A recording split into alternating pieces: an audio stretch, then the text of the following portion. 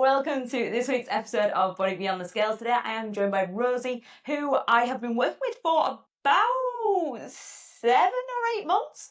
And we're going to be talking through having ADHD and working to build better habits whilst you've got ADHD. And what can be done about it and the challenges that you've come up against and what we've kind of done to work around them. Now, Rosy is by no means an expert in ADHD, but what we will be talking about is their personal experience of it. So, Rosy, welcome to the podcast. Let's get started. Who are you? Hi, I'm Rosy. I have been working with you, as you say, around sort of 6-7 months since September last year. And yeah, I was diagnosed with ADHD in 2021. And as you say, not an expert, but I'm somewhat of an expert in my own lived experience.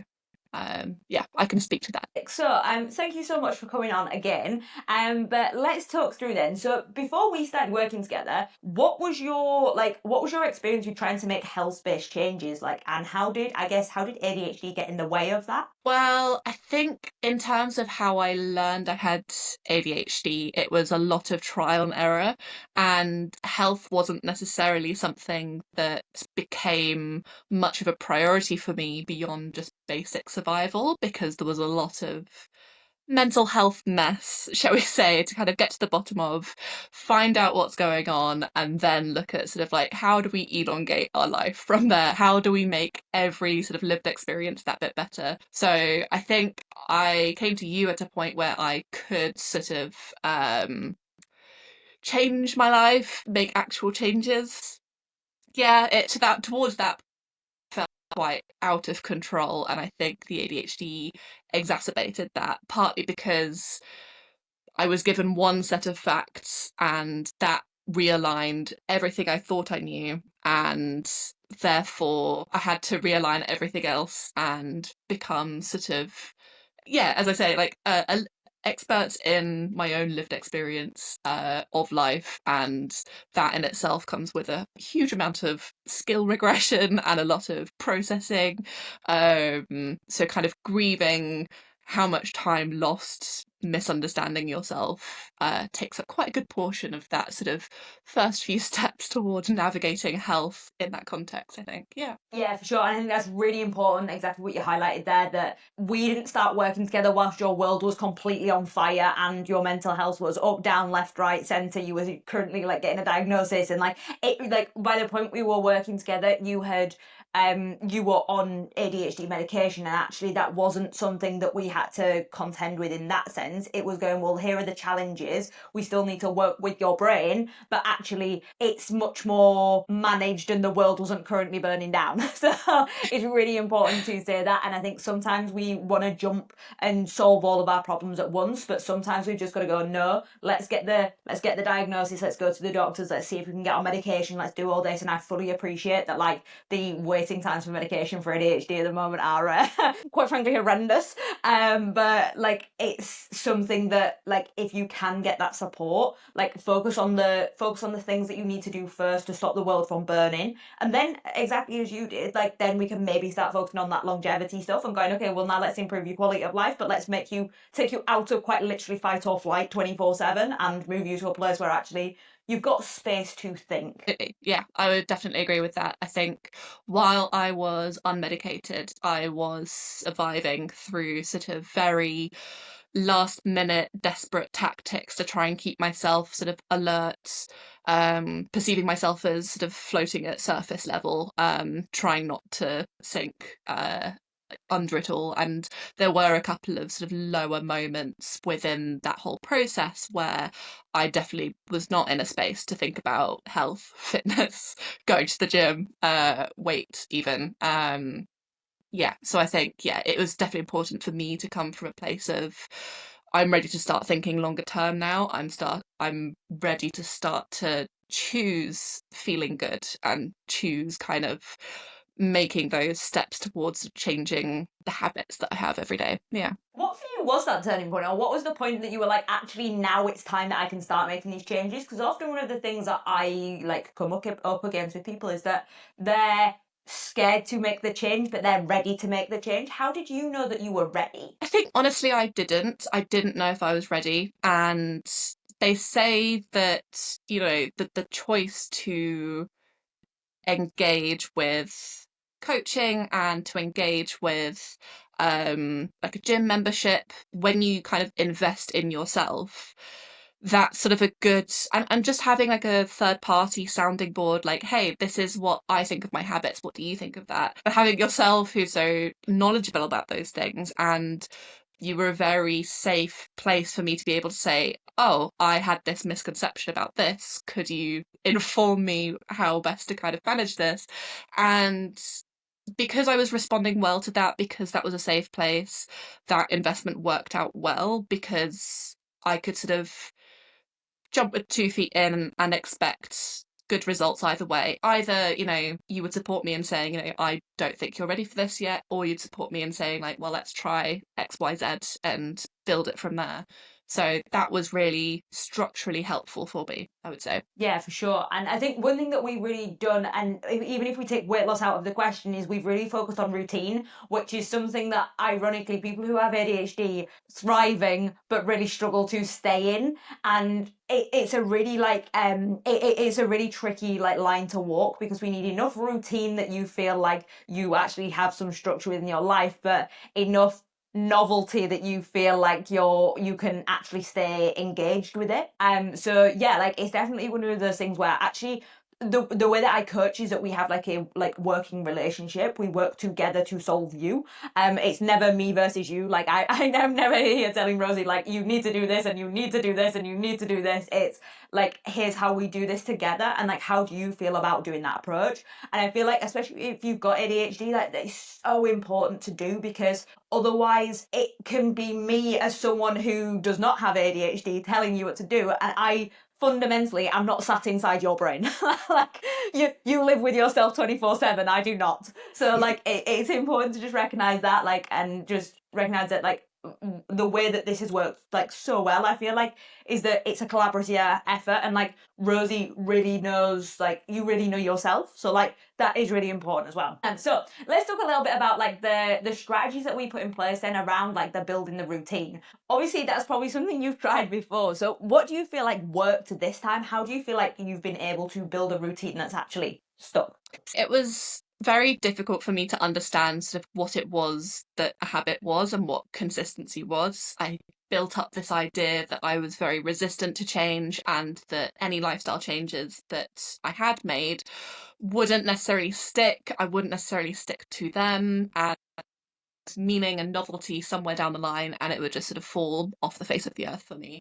So there was definitely a lot of that coming into it, and I think changes in the way that I understood perfectionism and consistency, and imagining those sort of neuroplasticity elements that would go into kind of changing and building those habits, and I'd actually end up enjoying some of those habits as well, also helped to kind of build up this overall picture.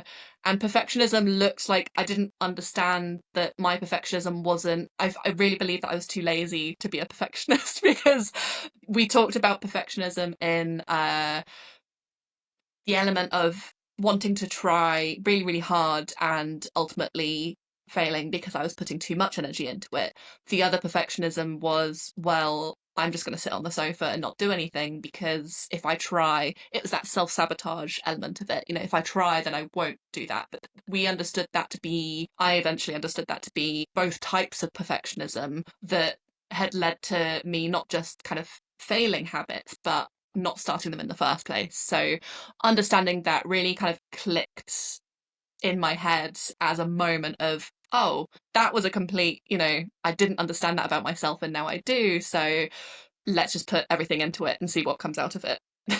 For sure. And I think exactly as you said there, it's such a good point that perfectionism looks different on different people. But for you, part of it was the fear of failure that was literally leaving you in inaction. So it wasn't the, oh, I have to be perfect or I won't do anything. It was like, oh, well, I guess I won't move. Like, I guess I won't do anything, because if I don't do anything, I can't fail. And that was where we really had to break through this, like, this mental block that you'd had to be like, okay, well, so what? Like, so what if you miss a day? And ironically, that has taken you to a point where like you were getting like your steps, for example, you were getting them like 60% and 70%. now is like 87%, 97%, like, and we're up at that point where actually you are pretty close to perfect, but you don't have this fear of not being perfect anymore. Like that seems to have, or at least it's on the decline of like where it is. I think I really like to use the term for, even for myself, like recovering perfectionist. Like I never think that we are fully like out of, oh, I'm no longer a perfectionist. Sometimes we stay in these mindsets for like our life. They've served us for a reason, but yeah, like I think for you, it really is that, like, actually, ironically, you're now closer to being perfect because you are in motion. And like I think that was the first thing for you we had to do, was just get you moving, like get you going with everything. And then once you were there, you actually started to feel the benefits of doing that. And like that is just such an important thing as well, because I think for, especially if you have something in which the world, so say you have a brain that the world is not designed for, like you've spent your whole life trying to fit a triangle into a, like, of trying to fit a square into a triangle, or whatever, a circle into a square, whatever the saying is. But you've tried to do this, so of course it feels like you're not successful at things. Of course you don't have the evidence that you can do the things that you need to do. So like seeing these wins coming through also just reinforces the fact that like you can do this, like, and it gives you the evidence that potentially you've not had for your life. Like, and I think that's so important as well. Yeah, absolutely. And I think, yeah, I think more than most, a neurodivergent brain that has been recovering from being told their entire life, you're a square, why don't you fit into the square shape? And then realizing very late into life, oh, you're a triangle actually, and that's very normal. You kind of regress into, well, I'm neither a triangle nor a square, and I'm still not fitting through this hole. So where do I go from there? So yeah, it's I've completely lost the analogy now. Just thinking about shapes, Triangle but squares. yeah. But I think it is that sort of novelty, and the wins and the well dones are so important. The positive, negative sort of reinforcements can feel too punishing sometimes to a very kind of oversensitive, I would say traumatized, in terms of like the neurodivergent lifespan and how you react to the society around you. You need those little treats, and that those little sweet treats even, that you end up cultivating into more of a unhealthy habit that needs to be. Yeah. That's the thing, and it's important to recognize like the role of like dopamine in your like in your brain, especially when that comes to ADHD, because for people with ADHD it's a lot more it's heightened. Like you can go for more dopamine seeking behaviors than what someone with a neurotypical brain would do. And it's really important to like work with yourself, not against yourself. And that's something I'm really big on, like whenever I work with someone who has ADHD, is that we're not trying to just crowbar things in to make it harder for you, because you've had that your entire life. Like that's not what's out in the past. So it's time to like work with you rather than like trying to just make you fit into a certain hole. And before we start talking about squares and triangles again, and trying to use this analogy. But yeah, I think it's so important to just think and recognize that. And if you're not familiar, basically dopamine is what it does is it's often seen as the molecule of like reward, but it's not actually, like, it's actually seen as a molecule of like pleasure and reward, but actually it's the thing that motivates you to get pleasure and reward. So it's the thing that kind of like drives your desire to go do something. And when we have things like chocolate, sweets, like these hyper palatable foods, they enforce that, and because they're so readily available, they're very easy to consume, and we end up over consuming them. And without getting into all the detail of dopamine and society and all the issues that we currently have with flicking through phones and dopamine literally just been given to us 24/7, it basically, we want to make your brain work for rewards and start to train your brain to work harder for rewards, because at the moment rewards are too easy to get, and that's the main thing that we want. And we want to use dopamine to your advantage, because your brain thrives off of this motivation for pleasure and this drive for pleasure. But at the moment you're giving it to your brain too easily, and that, again, especially with ADHD, we need to extend the amount of time that we have and make you work towards overarching and bigger goals. Yep, would definitely agree with that. I think, yeah, the dopamine seeking behaviors are absolutely at the root of what denotes kind of a good day or a bad day for me. I think before we were working together, I could see, I had some understanding of what high dopamine and low dopamine days looked like.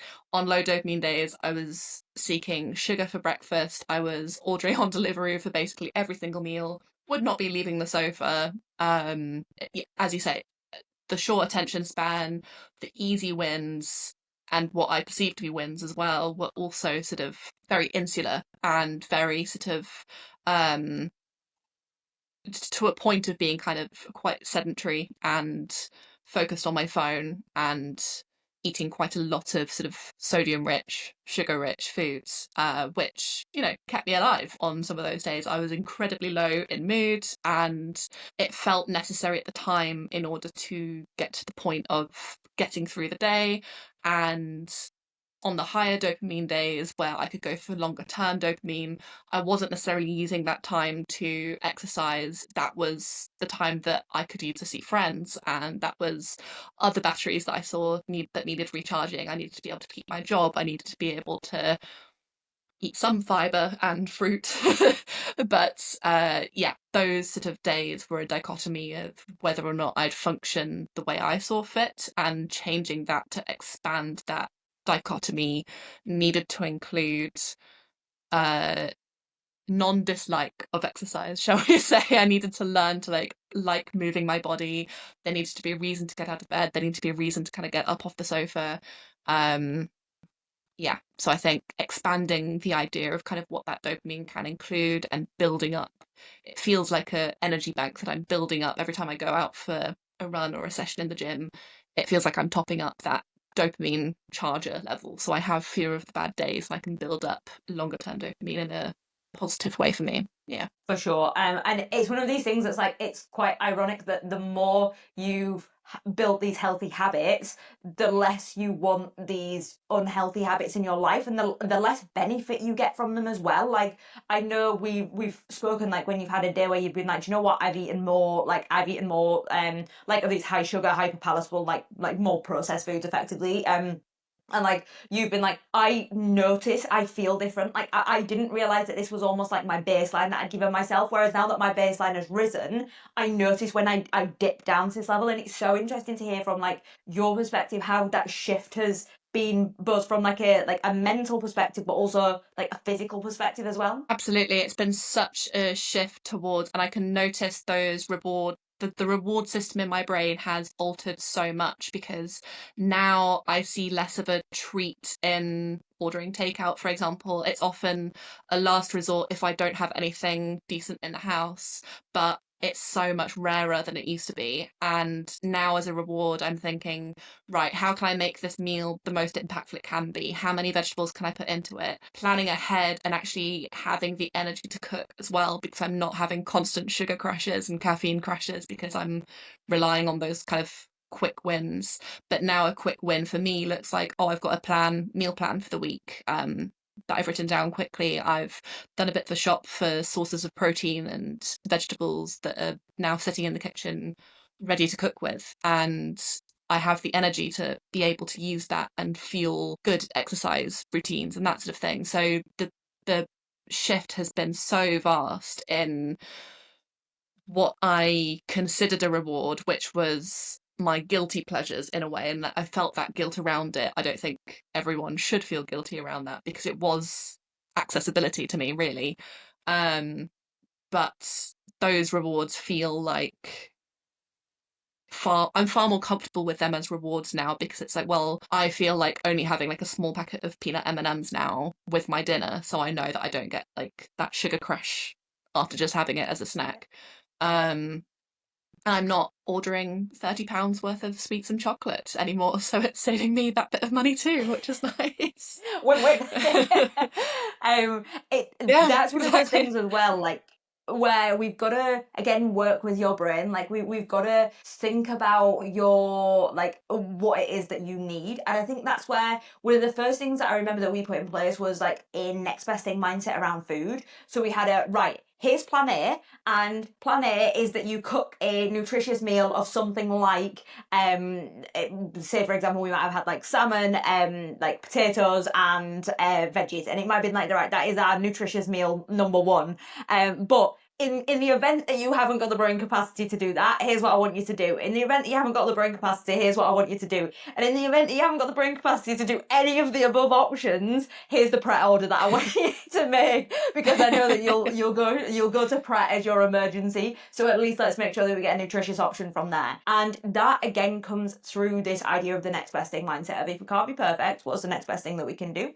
And exactly for you as someone who like is a perfectionist, it just gave you so many more options before you went to do nothing, like do naff all. And it wasn't, oh, we'll eat your salmon, and then if you don't eat your salmon, then great, it's M&M's for dinner. It was, no, there's so many options in between, like, that we can do, and there's so many things that you can do. And sometimes it's just seeing the alternative routes that just makes it tons easier for you to actually see like different pathways that will work. And I just want to pick up on something else you'd said there as well about for you, like the reason that you were eating M&Ms, the reason that you were eating, like having these hyperpalatable foods, is it was like a survival thing. Like it was like you needed to eat, like, and that was the only thing you had the physical and mental energy to like be able to go and get.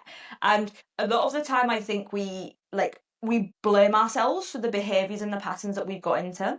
And I think it's important to take responsibility and recognize where you are and take that onus and take that locus of control back into you. But it's also important to remember that you are surviving and your brain is doing the best that it can with the tools that it has.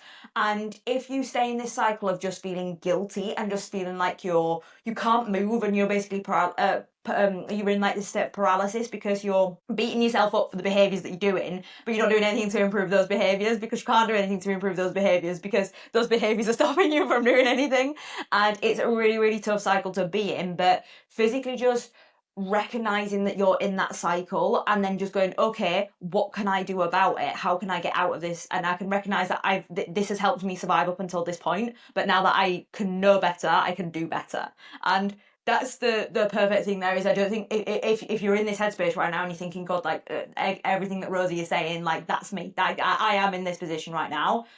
Remember, like, you're doing this for a reason. Your body and brain has got to this point where it has these behaviors for a reason. Like, they have got you this far. Like, it's doing it to survive. So now it's time to go, well, now that we know a little bit better, now that we know some more things, do better. And if you're like, do you know what, I still don't know better though, then reach out, ask for help, like look, research, go anywhere and find that information, because that information is out there. It's just now about finding it and making it into a way that's practical and feasible for you. Yeah, absolutely. And I have to say, some of the resources that I found really useful when I was going through immediately after a diagnosis, you have that skill regression. You kind of think, oh, that was what was wrong with me. And all your ability to mask, all your ability to actually kind of push through those symptoms that you didn't realize were symptoms of something, just completely fall flat. They just disappear out of your life very helpfully. I found online forums, support groups, just people going through exactly the same thing, really, really useful and really important. Reddit was a really good resource for just sort of like non-medical support for ADHD. Just,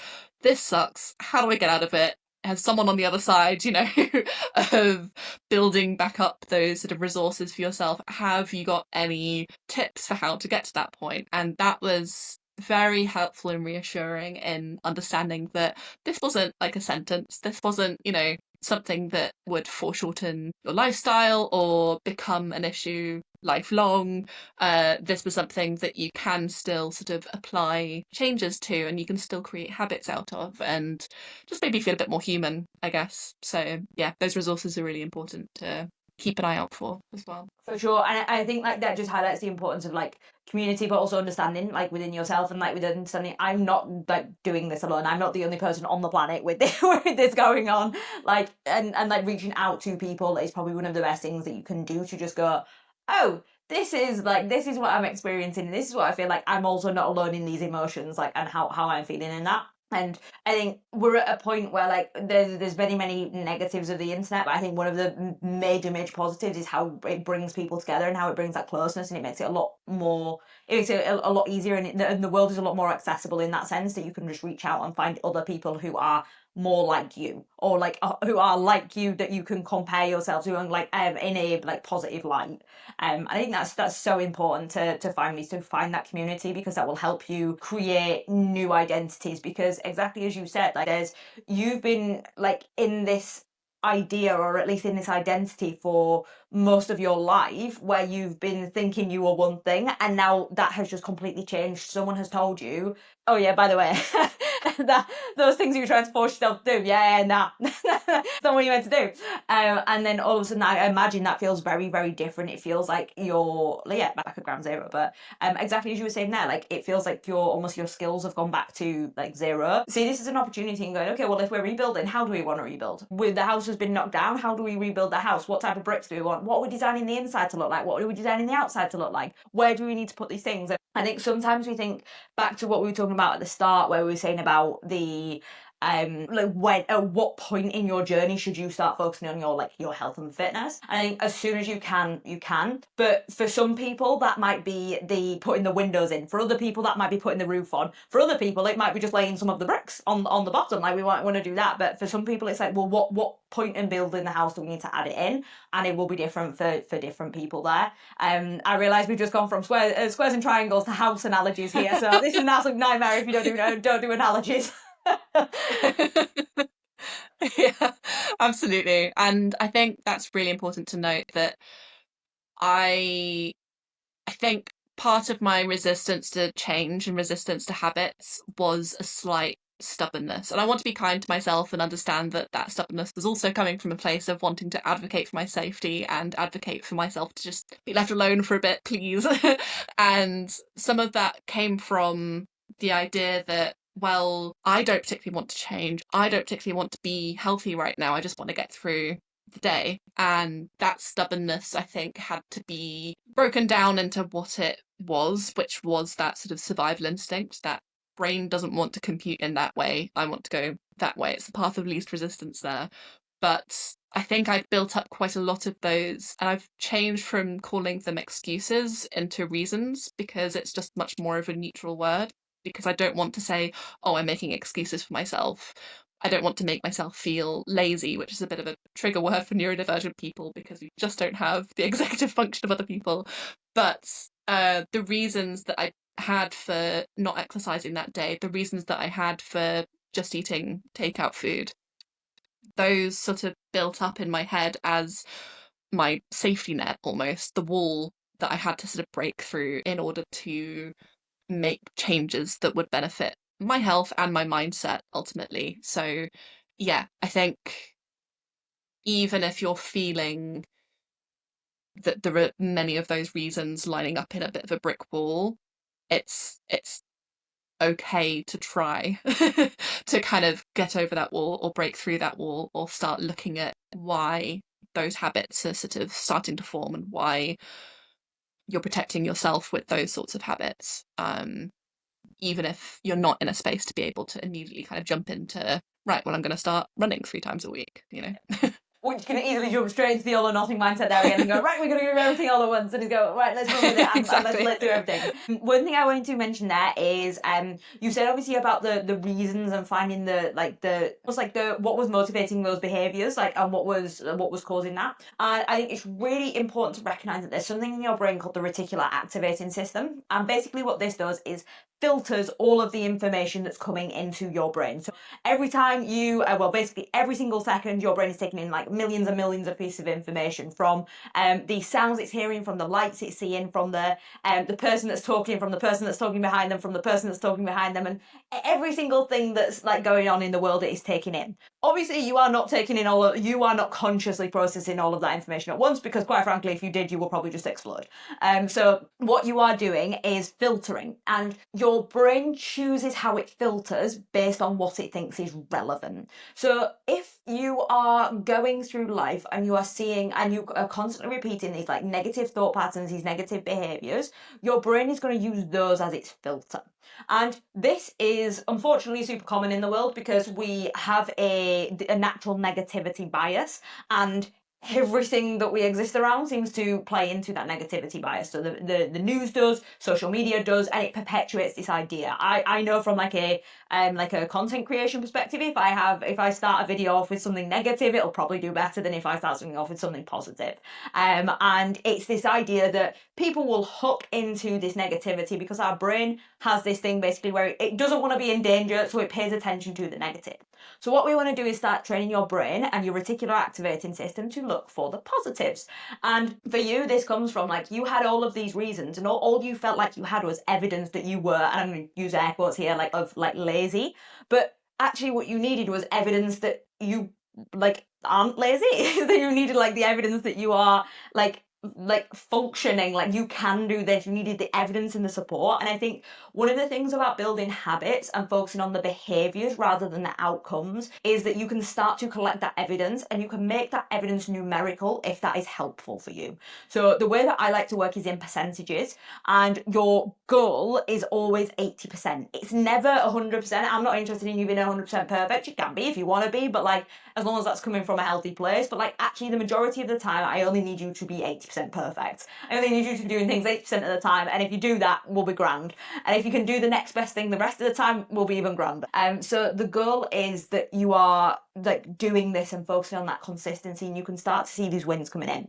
But you can also start to train your brain to do this in a way that you're just literally writing down what wins you're having every single day, every single week. What's coming out? What's been the biggest thing that you've achieved this week? What's been the biggest thing that you've achieved today? What's been the smallest win that you've had today? But like, what's been something that's made you smile? What are you grateful for? And just starting to repeat these behaviors over and over tells your brain that you're looking for those behaviors. So then your brain and your reticular activating system starts looking for those things, and it just makes that filter a hell of a lot more positive than what it otherwise would be when you're constantly beating yourself up. So if you are in this cycle of beating yourself up and constantly feeling like and getting down on yourself and thinking like and in this cycle of self-blame, start to look at what you're doing well, and start to look and start to bring in this filter and bring a new lens to it.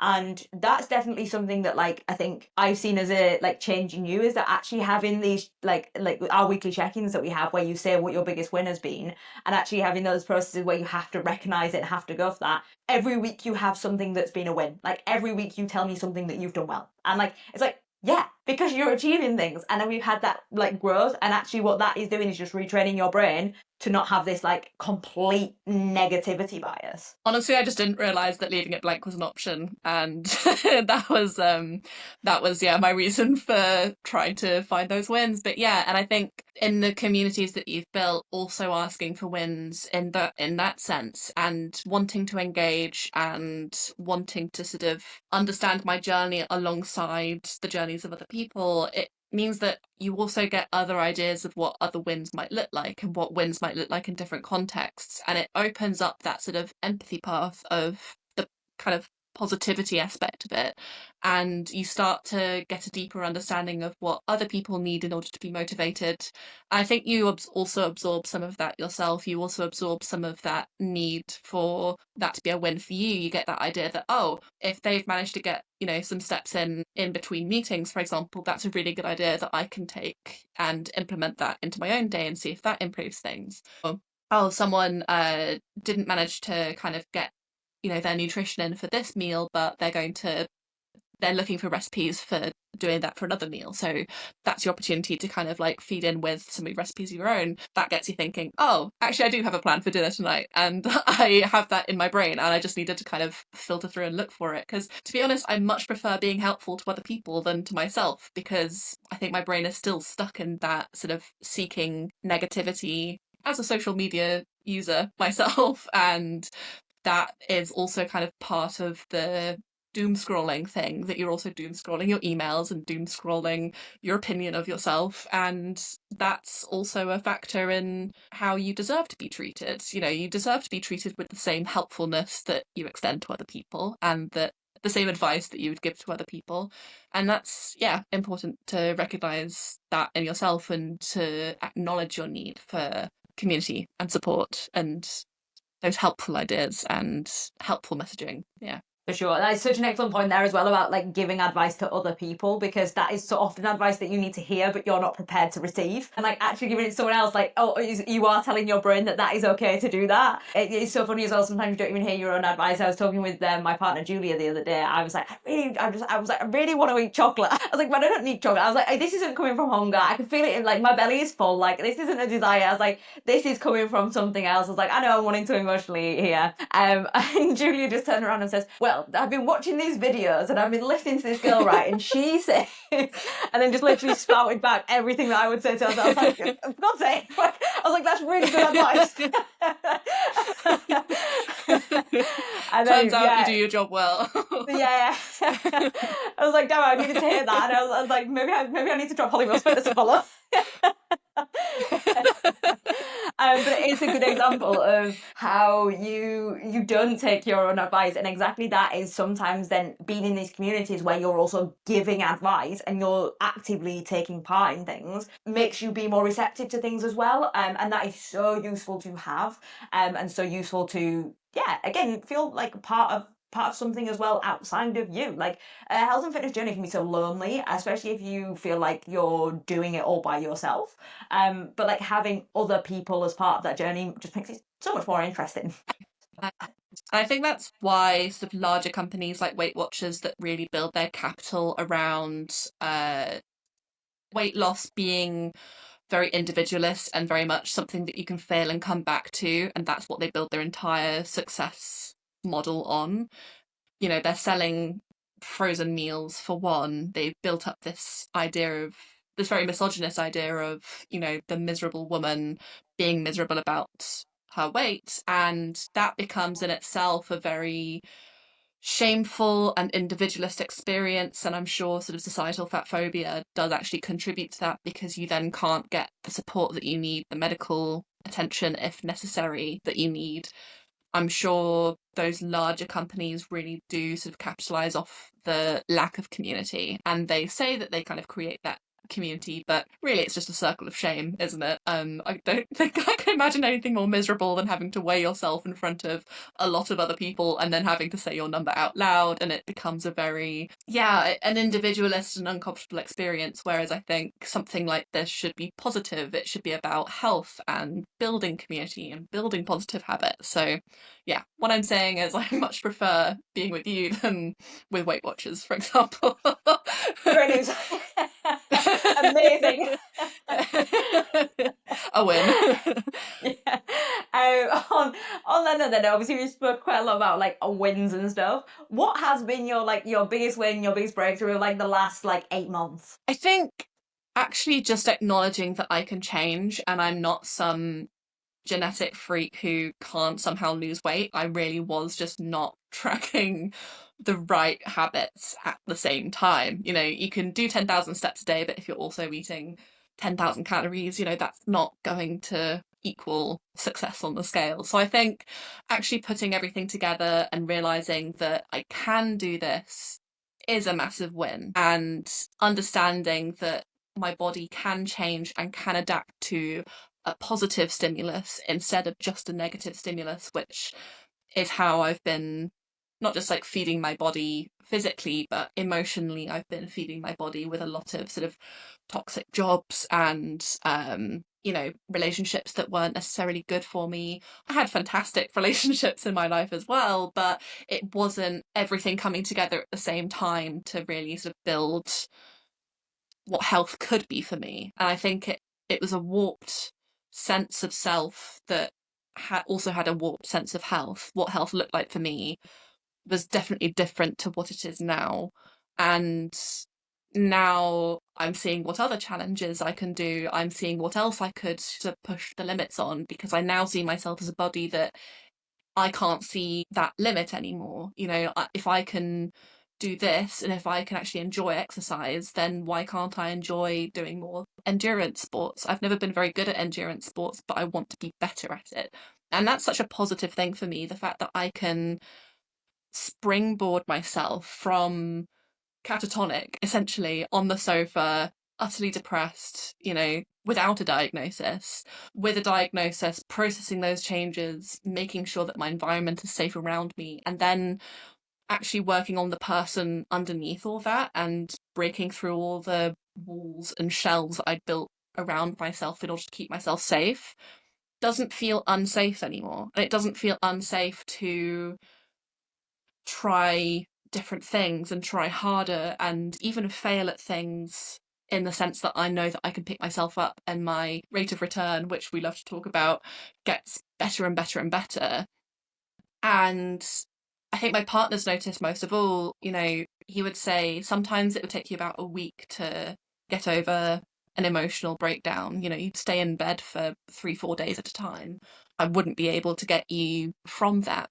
And now it seems like it's in an afternoon that, you know, you can get back up and just keep going with it. You know, you find other options. The path of least resistance doesn't seem as difficult and negative as it did before. The path of least resistance is actually towards something far more constructive and positive than just survival. So getting past that, I think, has been a huge win for me, knowing that I can change, I'm not doomed in any way, and that I can put positive stimulus into my life and my body responds well to it was a huge win.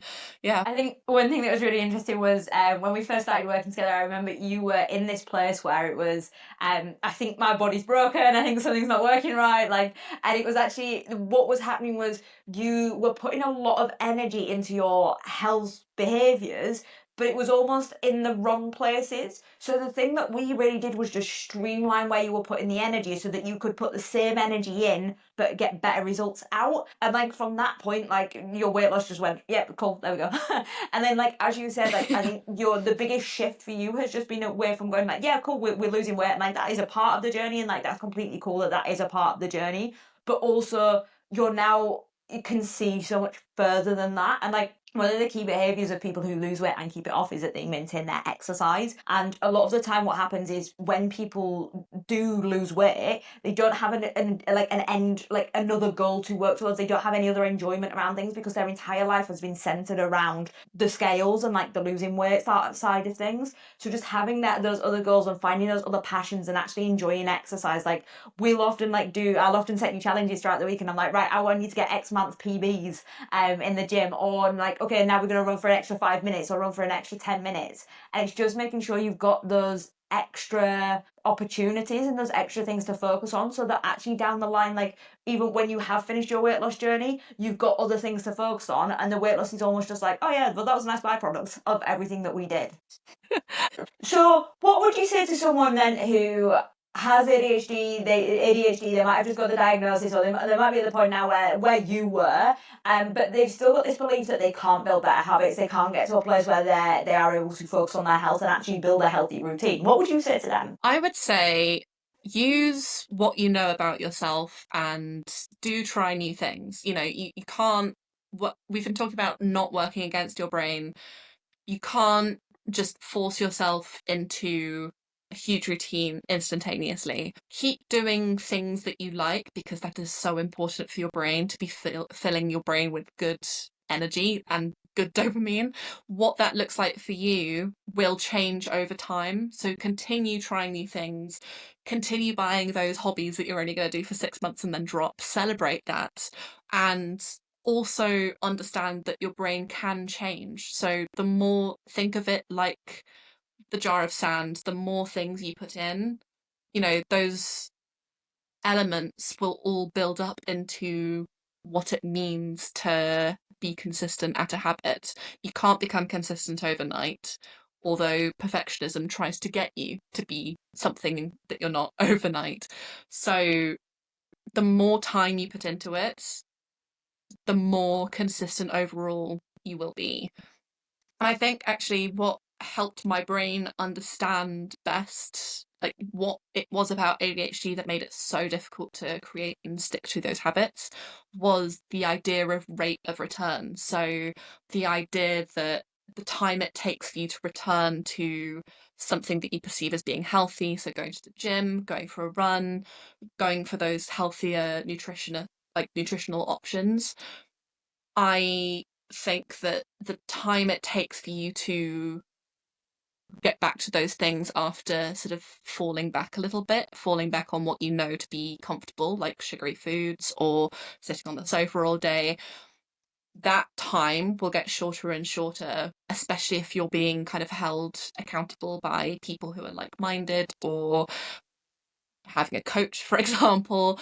Those sorts of things are really well nourished by an ADHD brain, and it's not impossible, I think, is the underlying theme. That, you know, it can feel hopeless and it can feel like you are moving past a brick wall when it comes to executive dysfunction, for example. You think, I actually can't get up today. And that's okay. Don't get up today then. Get up tomorrow and plan in what you're going to do in order to make that possible. And those sorts of steps are what you build into having those good habits alongside ADHD. I mean, it's taken me a while. It's taken me a long while to get to where we are, which is sort of having those habits and maintaining that sense of consistency over perfection, because I think I was punishing myself quite a lot towards the beginning for not immediately being perfect and immediately being consistent when I'd spent not that much time putting that into it. But yeah, just remember that it is possible and that your brain isn't broken. You just need to find a way to march it in the right direction. And that direction looks different for other people. Yeah, for sure. And like again, it just comes down to it's consistency over perfection. And exactly as you said there about like that rate to return. And sometimes I'll refer to it as speed to return. So if you've heard me talk about that on the podcast and you're like rate to return, like speed to return, rate to return, same thing. And it's really important that like it's just the speed at which you get back to normal. Like, and exactly as you said, like if before that took you 3 days, 4 days, 5 days, but now it's taking you an afternoon, think about how many more days you're now saving just getting straight back to it, just getting straight back into it. And like that is progress within itself. And sometimes we need to step back and look at the bigger picture and go, wow, what amazing progress that is that now it doesn't take you 4 days to get back to your routine. You just fall straight back into it. And now the thing that threw you like through the spanner in the works doesn't really cause that much of a spanner because we're like, cool, right, we need the afternoon. Like sometimes we need to have the afternoon, and I say for myself, like sometimes I just need to sit and wallow and I need to sit and have a pity party, and that is okay. Like the worst thing that you can do is almost have the pity party but feel guilty about the pity party because then you don't get the benefits of the pity party. Sometimes you just need to sit and feel sorry for yourself and then you get up the next day and just get on with it. Like, and that's one of the best things that you can do as well is go, okay, if you need the time to just sit and have the moment and just be like be doing nothing, that's all right, and then you just get back at it tomorrow because it is that speed to return, it is that rate to return. Like you just need to just get back to it like as soon as you can. So on that note, Rosie, thank you so much for coming on and talking through this, especially talking through your experience. And I like to ask everybody this question because I get such a diverse range of answers, and like I love hearing it. There's always commonalities between them, but I love hearing everyone's personal definition. But what does being healthy mean to you? Health to me means anyone in any condition that they're in having access to things that make them feel good and elongate their life. So for me, that looked like having really good support for my mental health and having medication, but also having nutritious food and access to a gym, being able to exercise, living in a lovely, safe area where I can go for last minute runs in the evening.